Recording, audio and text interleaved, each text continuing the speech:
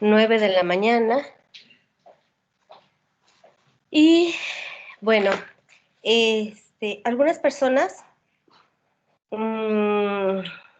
tienen algunas faltas en participación y otras en asistencia a clase. Entonces, el siguiente día que tengamos clase vamos a aclarar dichas faltas para subirlas porque se suben una semana antes de la fecha de programación del examen. Otro pendiente que tenemos para el día de hoy era a qué hora iba a ser su examen y si iba a quedar para el 28 de septiembre. Entonces, agradecería que durante el transcurso del día los jefes de grupo me mandaran la información. Si están de acuerdo que sea el 28 de septiembre o si prefieren cambiarlo de día. Otra cuestión es,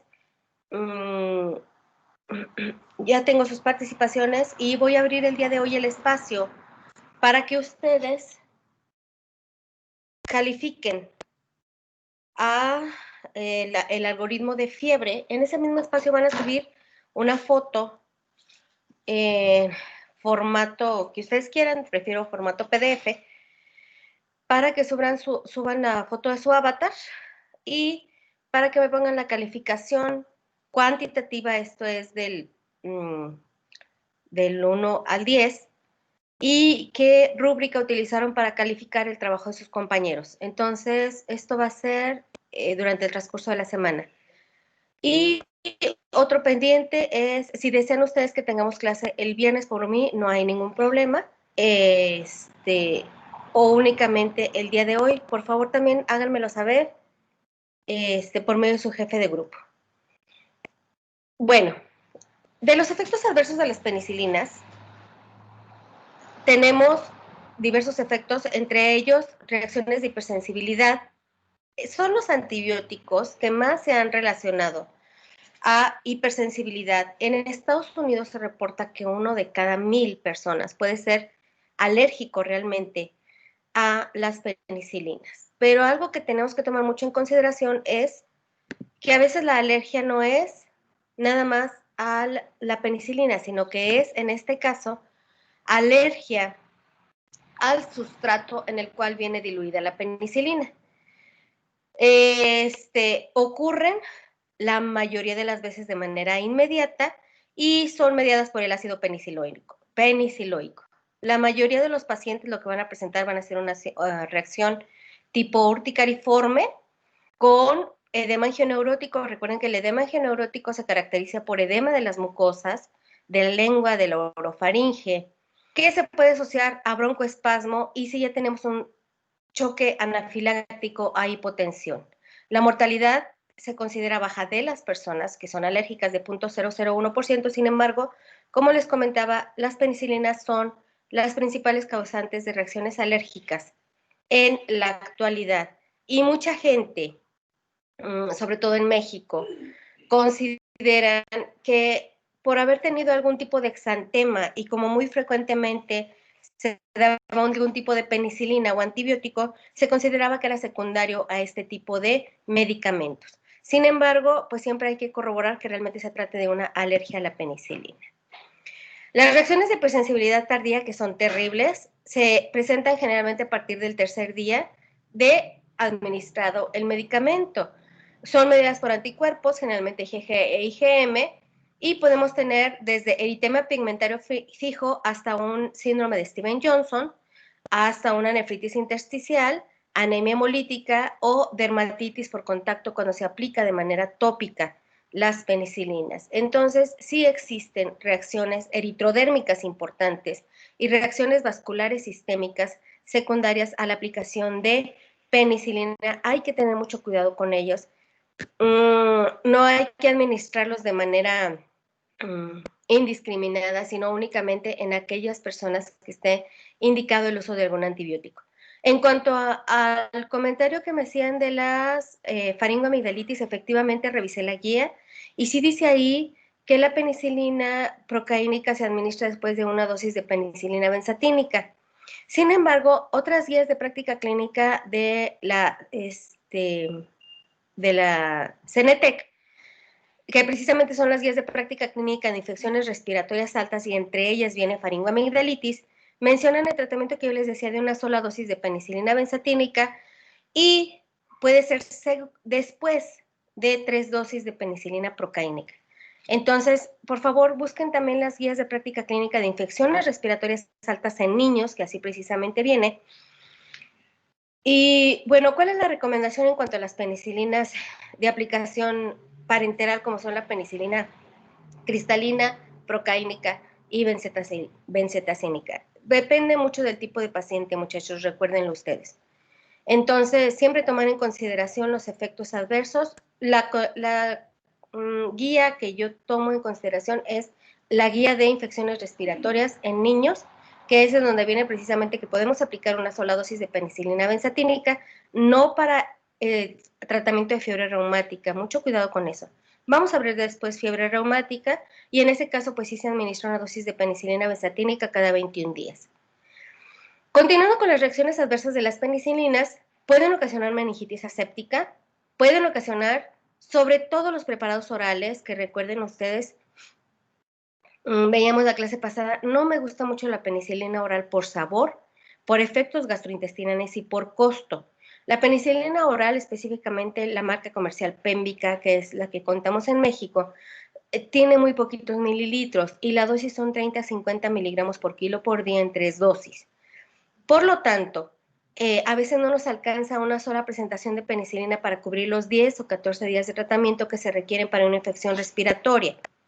Y precisamente las alteraciones gastrointestinales de la penicilina oral, de la penicilina B oral, se parecen mucho a los efectos adversos de los macrólidos. Ocasionan dolor importante, náuseas, vómito, gastritis, diarrea y puede ocasionar infecciones oportunistas por Clostridium difficile.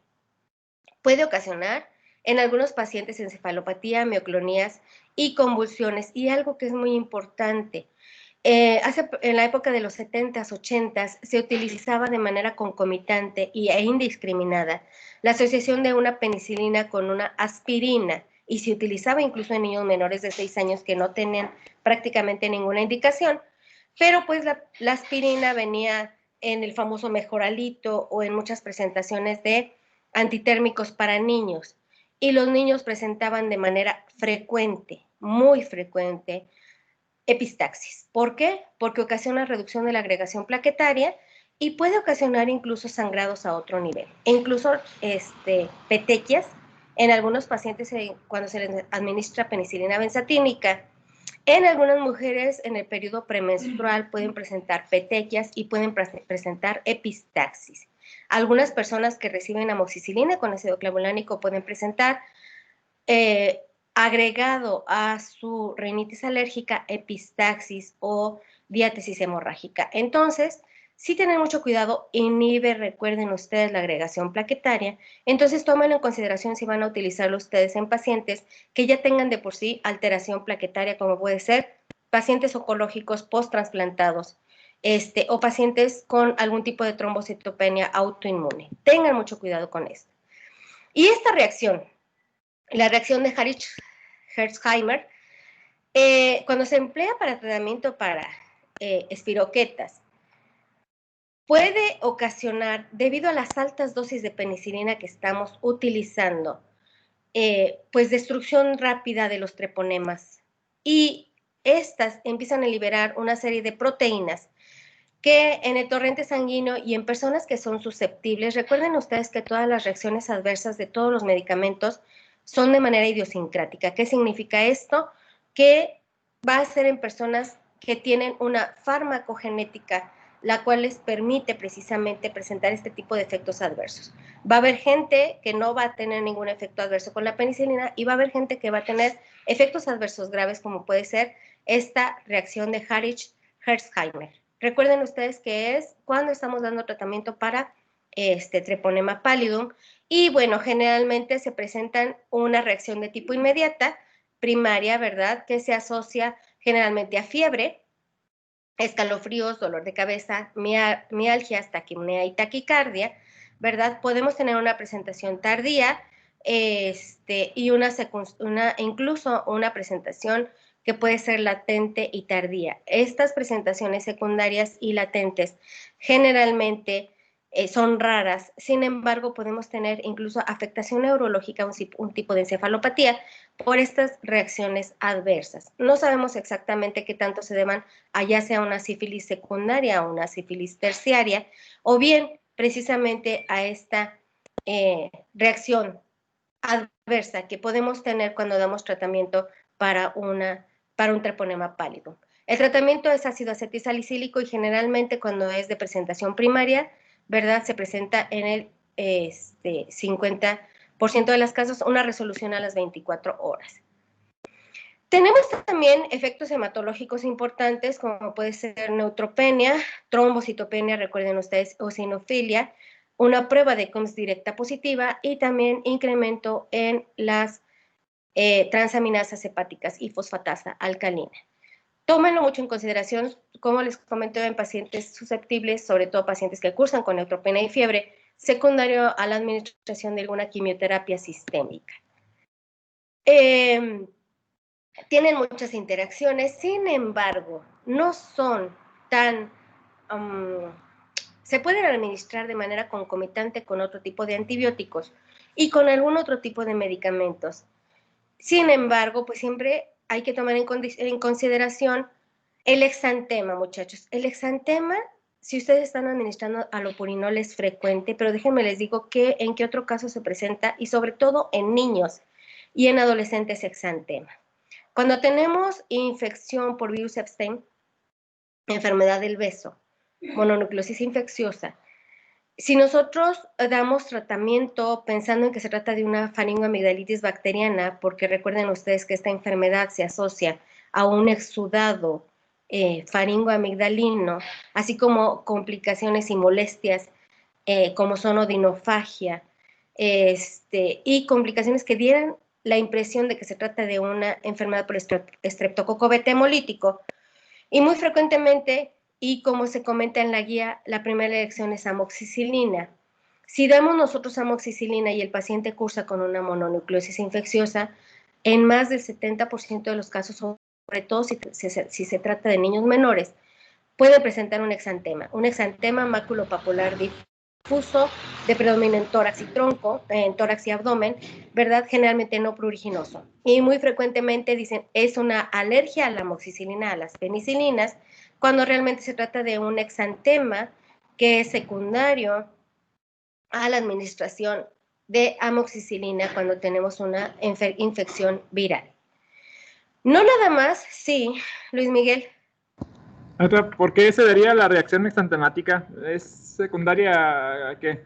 Fíjate que hay muchos estudios, ¿verdad? Y realmente no se ha podido comprobar por qué, pero la amoxicilina, no nada más, la más frecuente es para la mononucleosis infecciosa, pero por ejemplo también con algunos tipos de virus como puede ser Coxsackie, puede ocasionar exantema.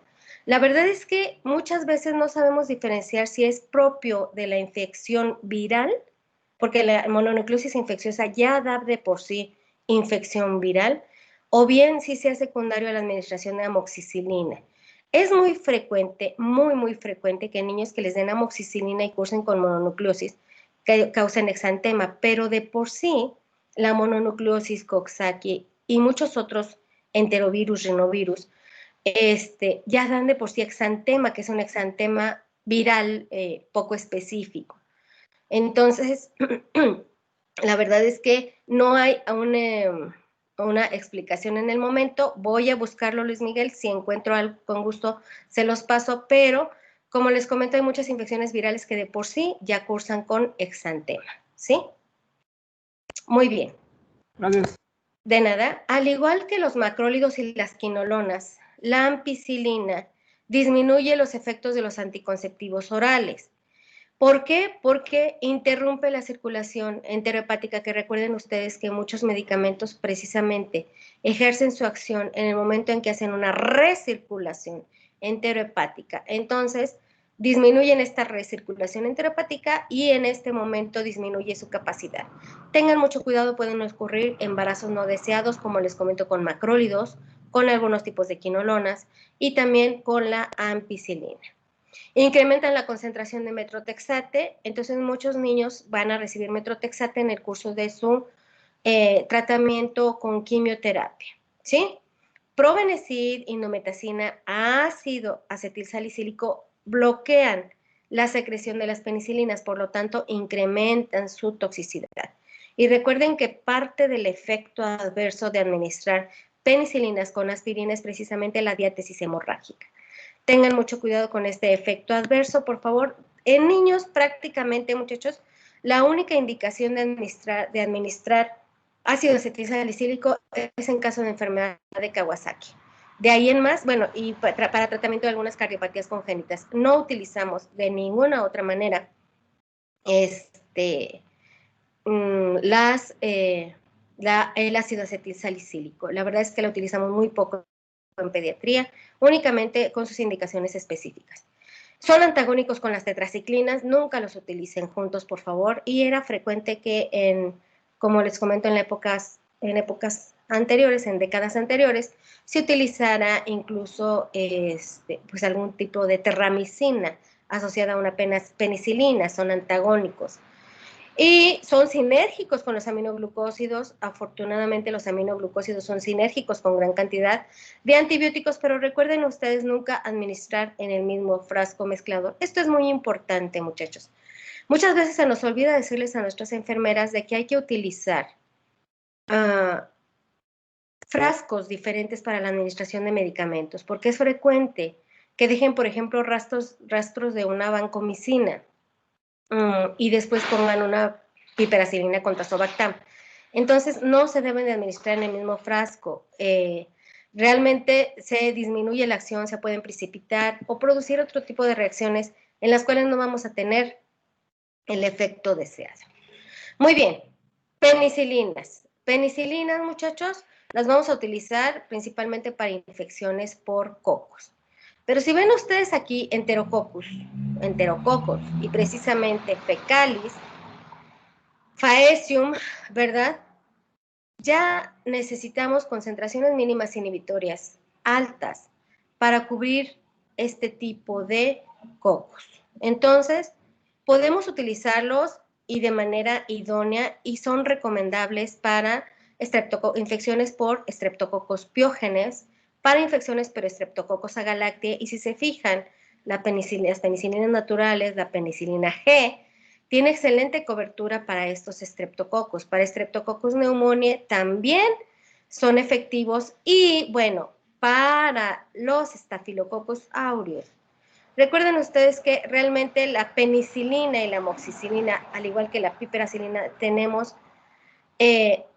poca cobertura para los estafilococos, por lo tanto vamos a utilizar dicloxacilinas para los tratamientos en los cuales estamos sospechando de una asociación con un Staphylococcus aureus. De manera general, y no como regla, sino recuerden ustedes que siempre tenemos que individualizar al paciente.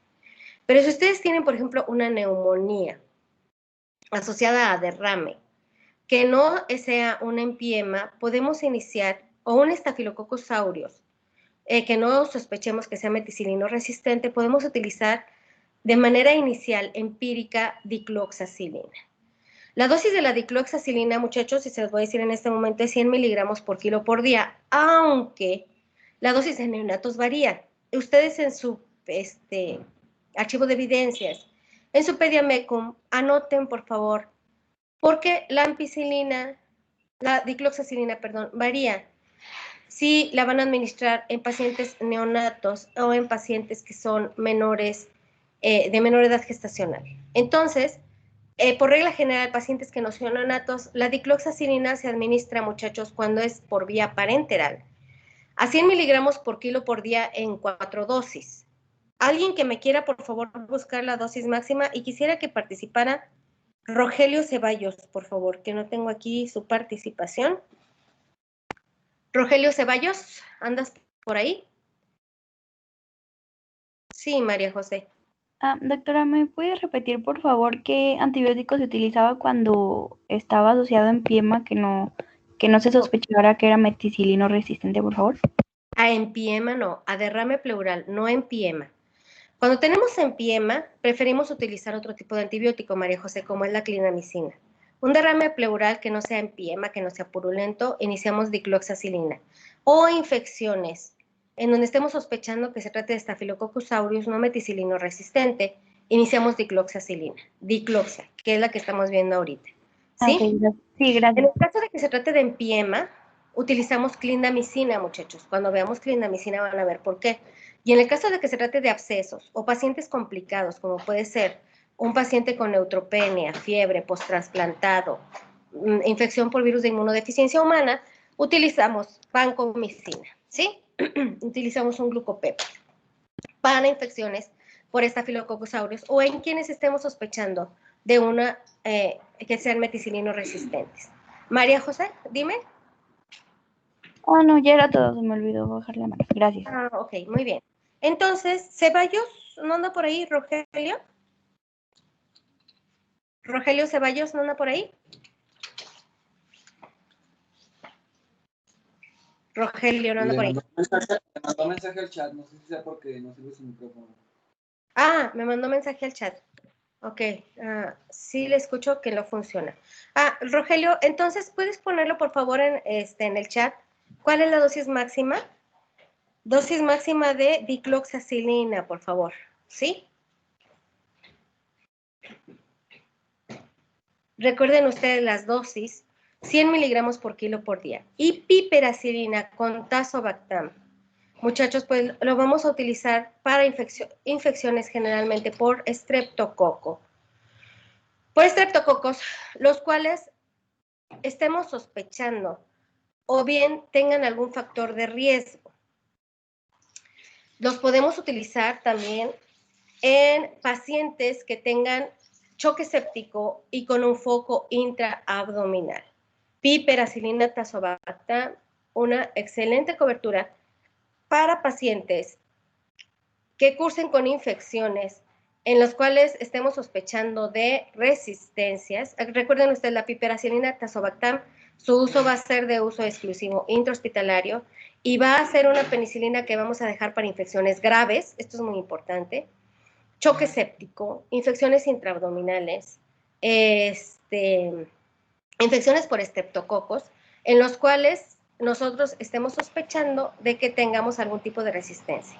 Así es, Rogelio, y está bien, la dosis máxima de dicloxacilina, muchachos, no debe exceder de 12 miligramos por kilo por día. En cuanto a la dicloxacilina, también tenemos presentaciones orales. La dosis oral en niños generalmente va de 25 a 50 miligramos por kilo por día, igual dividida en 4 dosis. En décadas anteriores utilizábamos la dicloxacilina incluso como profiláctica, si nos llegaba un niño con una herida en cráneo. Muchas gracias a ti, Rogelio. Si nos llegaba un niño con una herida en cráneo o una herida que suturaban ustedes en un brazo, en X, pero no era una herida contaminada, dejábamos de manera profiláctica, que no está bien indicado, tratamiento con dicloxacilina. La verdad es que la dicloxacilina no debe de ser utilizada de manera profiláctica. Hay muy pocas indicaciones de antibióticos de manera profiláctica, muchachos. Algunos son en algún tipo de cirugías que se consideran que van a ser contaminadas y otra para prevenir infecciones del tracto urinario de repetición. Estoy hablando en niños, ¿sí? Recuerden esto. Entonces, la dicloxacilina, la verdad es que ya los vamos a tratar. Vamos a dejarlo, como les comento, para infecciones.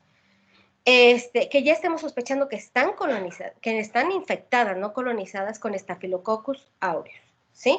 Y que obviamente estén causando algún tipo de síntomas, ¿sí? Muy bien.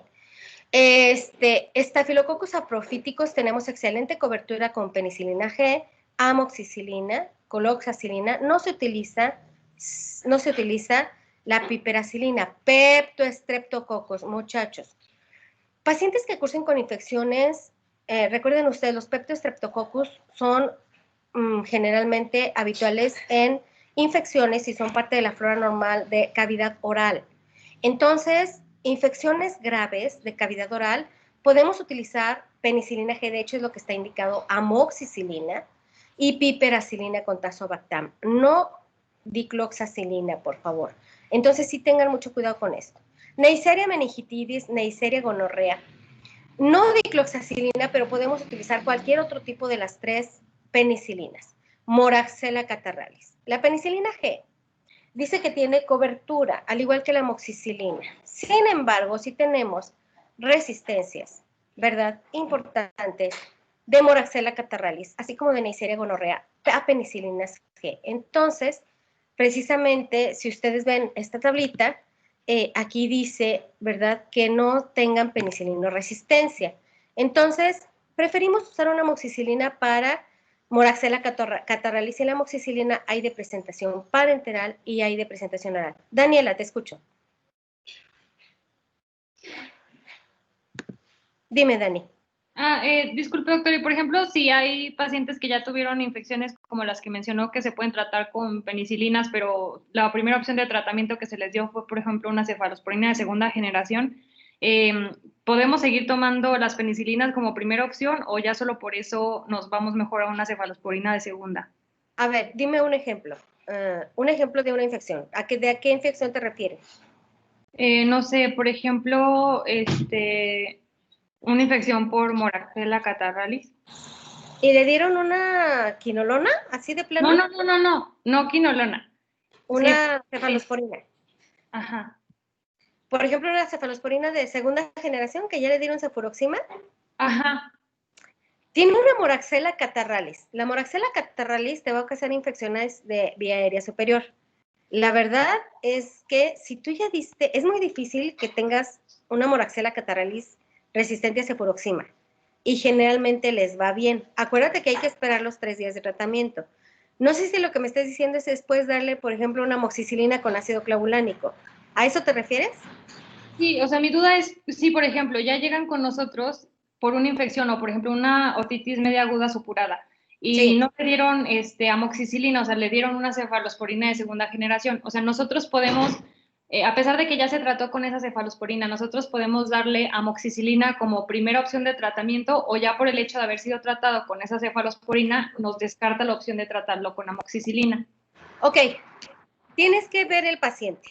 Aquí, primera opción, no va a ser una cefalosporina, ¿sí? Fíjate que, de hecho, las guías de práctica clínica, Daniela, marcan como primera opción amoxicilina y en donde estás sospechando de resistencia o pacientes con riesgo, amoxicilina con ácido clavulánico, ¿ok? Vamos a suponer que a este paciente le dieron cefuroxima y tú tuviste falla al tratamiento. Hay que definir primero falla al tratamiento, porque si el paciente realmente ya no tiene fiebre, ya no tiene dolor, pero persiste a lo mejor con otorrea, pues eso no es falla al tratamiento, ¿sí? Entonces, ay, caray, algo pasó aquí. Ok, ya. Sí te puedes regresar, pero no te regresarías a una penicilina siempre como una penicilina G. Te regresarías a amoxicilina con ácido clavulánico. Pero definir muy bien, Daniela, si se trata realmente de una falla al tratamiento. Ahora, si tu pregunta es que si nos fuimos, por ejemplo, a una cefalosporina y tenemos un cultivo en la cual es sensible a una penicilina, por ejemplo, podemos tener un Streptococcus pneumoniae, que resulta que tú le tomas un hemocultivo al paciente y el 30% van a salir positivos y resulta que te sale el hemocultivo positivo a una penicilina. Aunque lo tengas con cefalosporinas, te puedes desescalar. ¿A eso te refieres? Y te desescalas y te vas hacia una penicilina porque la penicilina tiene susceptibilidades Streptococcus pneumoniae a esa penicilina. ¿Ok? ¿Sí? Sí, esa era mi duda, doctora, lo de desescalar. Desescalar. Sí desescalamos y sobre todo desescalamos cuando tenemos un cultivo. La verdad es que cefalosporinas, bueno, ya las vimos, y para muchos padecimientos, Daniela, son primeras opciones las penicilinas antes que las cefalosporinas, ¿ok? Siempre hay que tomar los patrones de resistencia de tu comunidad, del hospital al cual vayas, ¿verdad? Y obviamente las guías de práctica clínica. Y las guías de práctica clínica, por ejemplo, para una otitis, no te marcan cefalosporinas de primera opción. Te van a marcar una penicilina y en este caso una amoxicilina. Y en el caso, como les comento, de factores de riesgo o de sospechas de resistencias, amoxicilina con un beta-lactámico con ácido clavulánico. Muy bien, muchachos, Neisseries, pues, podemos cubrirlas, Moraxella catarralis, preferible amoxicilina con ácido clavulánico, recuerden, sí, no tenemos penicilino resistencia. Tenemos cobertura también para difteria, de hecho es tratamiento de elección para infecciones por tétanos, muchachos, también. Recuerden ustedes, aunque únicamente sea la infección causada por toxina, si ustedes lo que desean es precisamente erradicar, en caso de que existiera por ahí, el microorganismo productor del tétanos, pues el tratamiento es una penicilina, y es penicilina benzatínica. Tenemos excelente cobertura para Clostridium, para Listeria monocitógenes, obviamente utilizamos ampicilina, ¿verdad? Podemos utilizar penicilina G o amoxicilina, pero pues se prefiere cobertura. Aunque son muy pocas las infecciones neonatales que se han corroborado por Listeria monocitógenes, la cobertura es con ampicilina. Anthrax, penicilina G, muchachos, para Bacillus anthrax, para Propionobacterium agnes, ustedes saben, tenemos tratamientos que se pueden utilizar con algún tipo de penicilinas. Sin embargo, pues tenemos otro tipo de medicamentos, precisamente macrólidos o incluso clindamicina para tratamiento de Propionobacterium agnes. En cuanto a los bacilos gram negativos, y aquí es precisamente en donde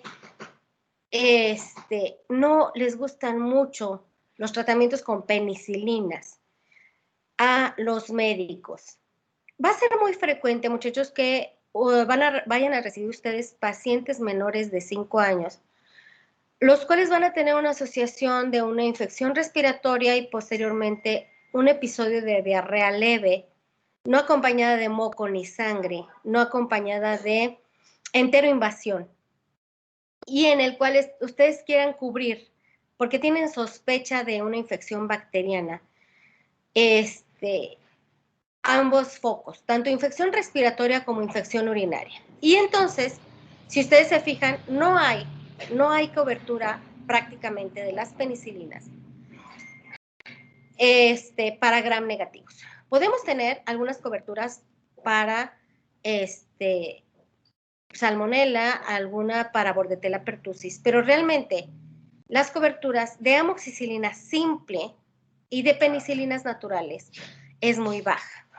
Entonces, bueno, punto número 1. Cuando ustedes tengan una asociación, muchachos, de una infección respiratoria con una diarrea leve, lo más seguro y lo más frecuente es que va a ser de etiología viral. Por lo tanto, no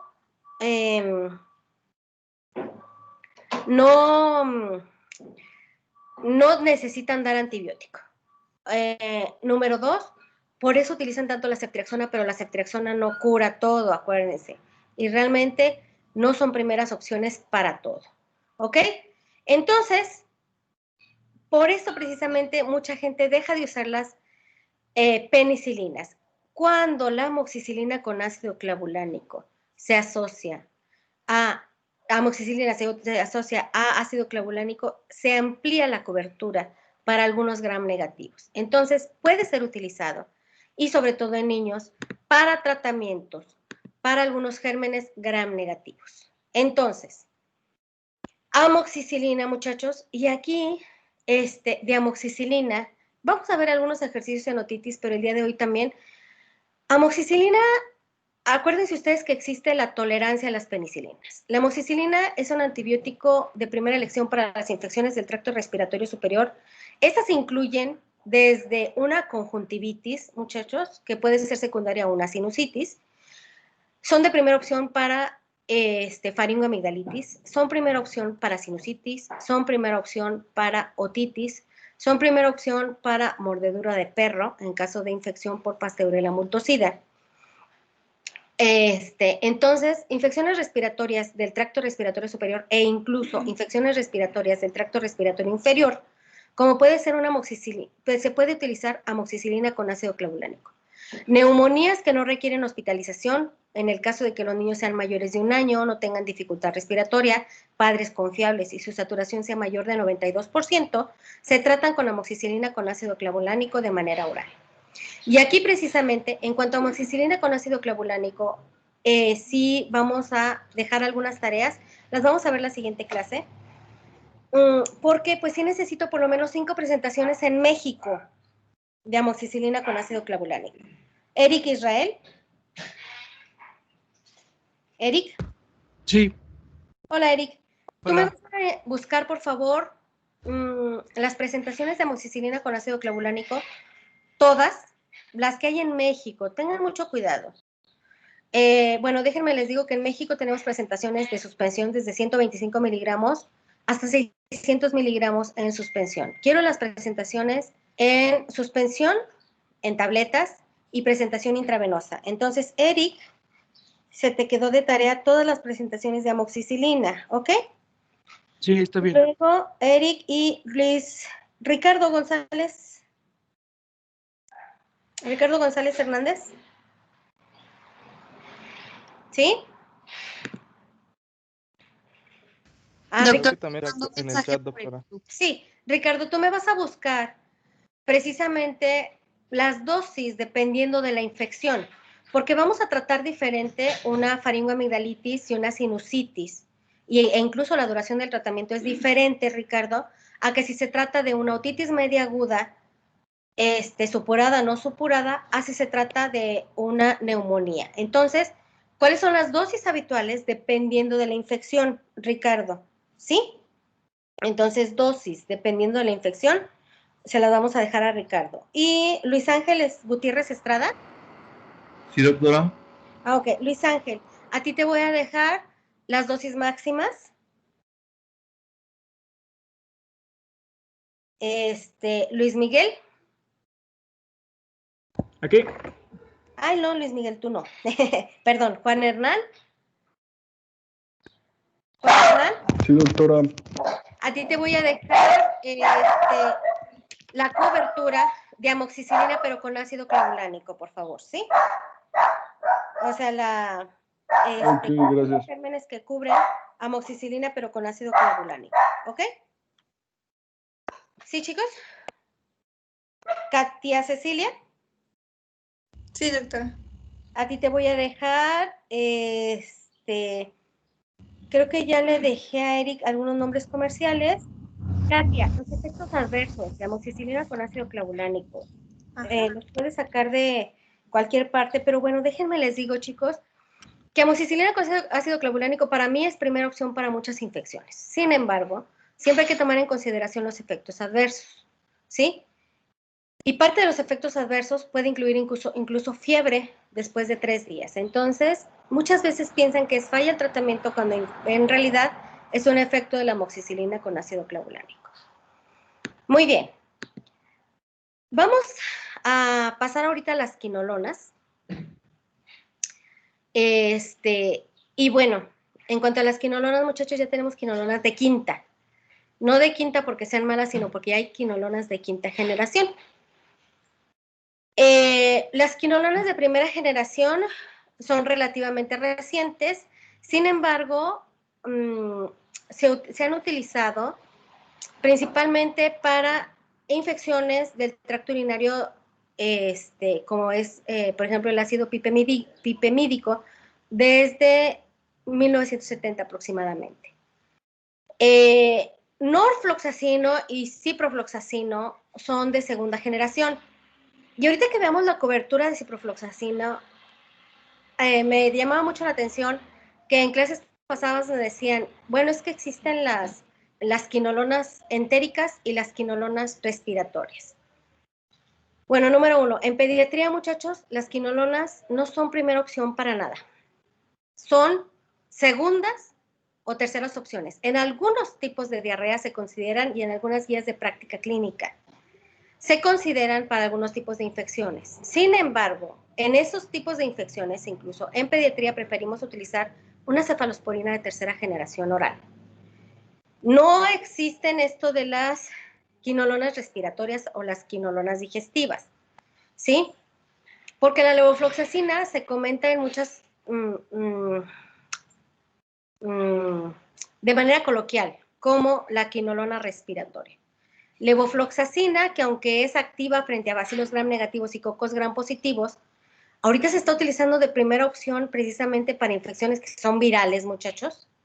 ¿Por qué? Porque están ocasionando infecciones en estas dos partes y ocasionan resistencia de manera terrible. Tenemos una resistencia a quinolonas que precisamente los manejo yo de forma, aparte de como fueron apareciendo en el tiempo, pues también, como son opciones. La verdad es que las penicilinas van antes que las quinolonas, muchachos. No son primera opción en pediatría y por favor, esto grábenselo, no son primera opción prácticamente en pediatría para nada, excepto, por ejemplo, para profilaxis, para personas que tuvieron contacto con un paciente con meningococcemia. Y es profilaxis. Entonces, pues de ahí en más, son raras de que sean primeras opciones. Son segundas o terceras opciones. Moxifloxacino son activas también frente a bacilos gram negativos, cocos gram positivos y también para anaerobios. Sin embargo, por costo y efectos adversos, no los utilizamos, recuerden ustedes, como primeras opciones. Entonces, bueno, sus precursores son el ácido nalidíxico, ¿verdad? Más o menos, como les comento, en los 60, 70 se utilizaron las quinolonas de primera generación. Recuerden ustedes que fueron de tratamiento para infecciones de vías urinarias. Surge la ciprofloxacina y la ciprofloxacina, que es de segunda generación, en 1970 y 80. La utilizaban para todo, muchachos, para todo, con graves efectos adversos, sobre todo en el crecimiento en niños. Ven que la ciprofloxacina tiene pobre cobertura para gram positivos, muy pobre cobertura, muchachos. Realmente se prefiere para gram negativos y anaerobios. Y se inician las cefalosporinas de cuarta generación. De cuarta generación, bueno, pues tenemos la levofloxacina, la que ustedes comentan como tratamiento para gram positivos, para infecciones respiratorias, sin embargo, con graves resistencias, así como efectos adversos importantes. Barren con la flora bacteriana de ellos barren con todo. ¿Por qué? Porque su cobertura es gram positivos, gram negativos, aerobios e incluso algunos anaerobios. Y bueno, ya vamos a tener, como les comentaba, quinolonas de quinta generación, pero se están produciendo muy pocos, muchachos, y esto es precisamente la causa por la cual no se utilizan de tratamiento rápido para choque séptico. No son, si a ustedes les llega un paciente con choque séptico, recuerden ustedes que cuando nos llega un paciente con choque séptico debemos de administrar dentro de la primera hora un antibiótico. Si ustedes indican ciprofloxacina, levofloxacina, que son de presentación oral, van a estar mal. ¿Por qué? Porque lo que hacen las quinolonas es bloquear la actividad de la ADN girasa y de la topoisomerasa 4 bacteriana. Por lo tanto, únicamente bloquean y disminuyen la reproducción bacteriana. Si ustedes no agarran a la bacteria en la fase de reproducción activa, no van a tener ningún efecto. Sí son bactericidas por dicha circunstancia, pero no tienen ningún efecto en la membrana celular bacteriana. Entonces, esta es la causa de que no se utilicen, porque su efecto no es de manera inmediata ni rápida. Tenemos que esperar a que la bacteria esté en su periodo de reproducción, porque precisamente su mecanismo de acción es bloquear esta reproducción, esta fase de la reproducción bacteriana, y no pueden ser utilizados de manera rápida. ¿Ok? Otra circunstancia que tienen que tomar mucho en consideración, muchachos, aunque ustedes lo comentan como la quinolona respiratoria, al igual que los aminoglucósidos, la actividad de cualquier tipo de las quinolonas es menor en el interior de un absceso, ¿sí? Si ustedes tienen una infección la cual curse con un medio alcalino, como son la presencia de pus importante, recuerden ustedes que en el caso de sinusitis, faringoamigdalitis en niños, ¿por qué se caracteriza? Por pus. Son medios alcalinos. Entonces, cuando ustedes tienen esta gran cantidad de pus, el efecto de las quinolonas es prácticamente nulo. Por eso no son primeras opciones, aunque sea levofloxacina, para tratamiento para este tipo de infecciones. Si ustedes tienen una otitis media aguda purulenta, la verdad es que en el interior del absceso va a ser difícil que actúe la quinolona. Al igual que los aminoglucósidos, ¿verdad? Si ustedes tienen cualquier alteración electrolítica, como puede ser hipomagnesemia, puede tener efectos adversos. Ok. Mecanismos de resistencia, bueno, los mecanismos de resistencia van a ser generalmente cromosómicas, van a ser intrínsecas y van a ser secundarias a modificación de estos genes que son los receptores de la topoisomerasa 2 o de la topoisomerasa 4. Generalmente, la mutación de la topoisomerasa 2 ocurre en bacilos gram negativos y de la topoisomerasa 4 en bacilos gram positivos. Al igual que otros tipos de antibióticos, puede haber sobreexpresión de la bomba de extracción de las quinolonas del interior del citoplasma, producción de quinolona resistencia citoplasmática o enzimas que van a inactivar, acetilar, ciprofloxacina y norfloxacina. Algo que es muy importante, y muchachos, cuando ustedes dan una quinolona de manera indiscriminada, a mí me ha tocado pacientes que tienen una gripe que porque dicen, ya tengo más de 3 días, tengo moco amarillo, lo más seguro es de que tenga una infección bacteriana, e inmediatamente lo que hacen es tomarse una levofloxacina. Muchachos, van a inducir resistencias. Y van a inducir resistencias porque la verdad es que las quinolonas, con esta tan amplia cobertura que tienen, al igual que las cefalosporinas de primera generación, son los principales inductores de resistencia. Y un grave problema, no nada más van a inducir resistencia a todas las quinolonas. Esto es muy importante. Al igual que los macrólidos, si ustedes son resistentes, y si una Moraxella catarrhalis es resistente a una quinolona, va a ser resistente a todas las quinolonas. Pero no nada más eso, sino que hacen resistencia cruzada con aminoglucósidos. Y recuerden ustedes que nosotros vamos a utilizar aminoglucósidos como sinergia para gran cantidad de infecciones, sobre todo de microorganismos resistentes o de etiología intrahospitalaria.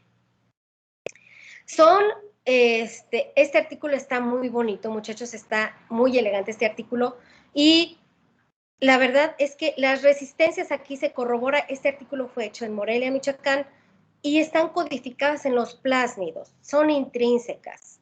No hay receptores, no va a haber receptores de quinolonas para topoisomerasa 2 ni para topoisomerasa 4.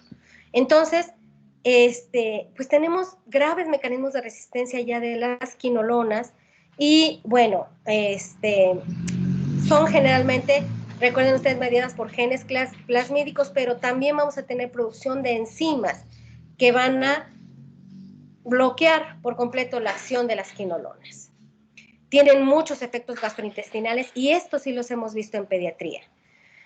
Ocasionan molestias gastrointestinales, náuseas, vómitos, anorexia, dolor abdominal, diarrea por Clostridium difficile es la principal causante de, las quinolonas son las principales causantes de diarreas por Clostridium difficile, y el problema es que estos Clostridium van a ser resistentes a las quinolonas. Hemos visto casos muy graves de hepatitis fulminante, muchachos, asociados a administración de quinolonas. Es idiosincrática y es impredecible.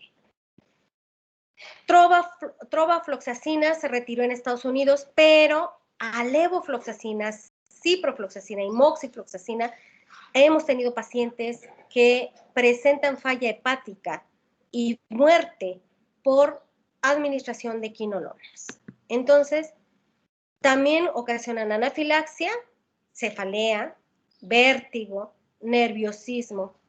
Obviamente no pueden ser utilizados en pacientes con alteraciones neurológicas. Recuerden ustedes que al igual que los aminoglucósidos, tengan mucho cuidado con alteraciones electrolíticas y alteraciones neurológicas, y también ocasionan alteraciones electrocardiográficas, sobre todo por pacientes que cursan de manera crónica o de manera aguda con hipocalemia o con alteraciones del calcio. Al igual que los macrólidos, ocasionan arritmias que pueden ser alteraciones potencialmente fatales. Entonces, esta es la respuesta a por qué no utilizamos una quinolona en ningún paciente, ya sea niño o ya sea adulto, en choque séptico, por los efectos adversos y por el mecanismo de acción. Recuerdo mucho que me comentaban esto de la tendinitis y hemos visto infinidad de casos de tendinitis y rotura del tendón de Aquiles, aunque se han documentado también en lesiones, en problemas de codo, de hombro y de la mano. Algo que es muy importante, en más de la mitad de los casos la afectación es bilateral. Entonces, sí es parte de algo que es muy documentado, muy hablado, la rotura del tendón de Aquiles y se presenta en niños. Alteraciones en la homeostasia de la glucosa también podemos tener. Fototoxicidad es muy importante. Síndrome urémico hemolítico, obviamente barre con toda la flora intestinal normal, no se debe de administrar en pacientes que reciban digoxina. Y bueno, aunque ya se aprobó, muchachos, el uso de quinolonas en niños, de hecho lo utilizamos hasta en neonatos, sí hubo varios estudios que demostraron que alteraba y tenía toxicidad sobre el cartílago de crecimiento. Entonces, no es primera opción, muchachos. De hecho, de neonatos, obviamente primera opción tenemos una penicilina asociada a un aminoglucósido, podemos tener una cefalosporina de tercera generación como primera opción, pero quinolonas no es primera opción para una sepsis neonatal, por ejemplo. Para una infección de vías urinarias neonatal no es primera opción, para una enfermedad diarreica no es primera opción. Por favor, recuerden esto, no son primeras opciones.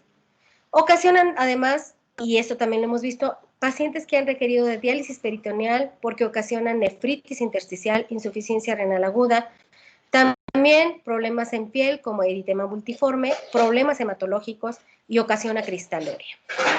Pacientes que cursan con litiasis renal o con cristaluria por ácido úrico, por calcio o por cualquier otro tipo de medicamentos, de preferencia no darles ciprofloxacina porque incrementa la excreción de cristales en orina y obviamente la formación de líquidos.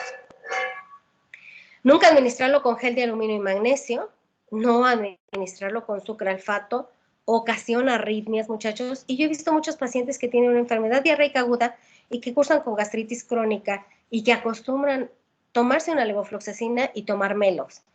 Es un efecto horrible, la verdad es que puede ocasionar arritmias, ocasiona alteraciones neurológicas.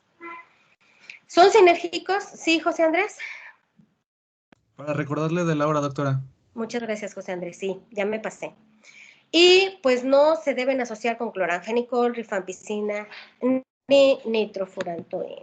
Ok, chicos, pues aquí nos vamos a quedar. Vamos a hacer...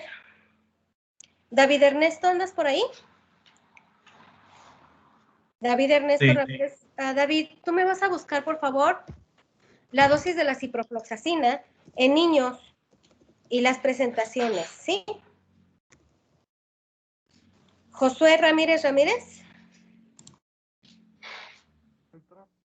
¿Josué Ramírez, ¿no anda por ahí? Sergio, ¿me bajas la lista, por favor? Gracias. Josué, tú me vas a buscar la dosis máxima de ciprofloxacina, por favor, Josué.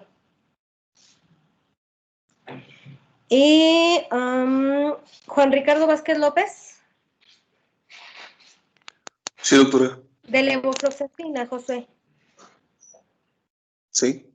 La dosis pediátrica, acuérdate, ¿eh? Y dosis máxima. Muy bien, chicos, por favor me mandan a avisar si nos vamos a ver el viernes con su jefe de grupo y lo del examen, no se olviden. Si no, pues que tengan una excelente semana, que tengan excelentes fiestas patrias y muchas gracias por su atención. ¿Más dudas, chicos?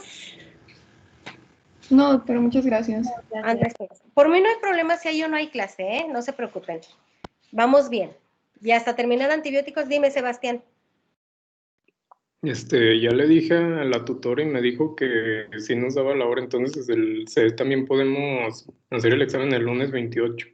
Me parece excelente. Muchas gracias, Sebastián. Entonces, ya lo programé, ¿eh? Si ustedes abren su aula virtual, ya está programada para el 28 a las 7 de la mañana. Muchas gracias. Y nada más faltaría que me avisen si quieren tener clase, ¿ok? Muy bien. Muchas gracias, chicos. Nos vemos próximamente. Hasta luego. Hasta luego, doctora. Gracias. Muchas gracias. Doctora.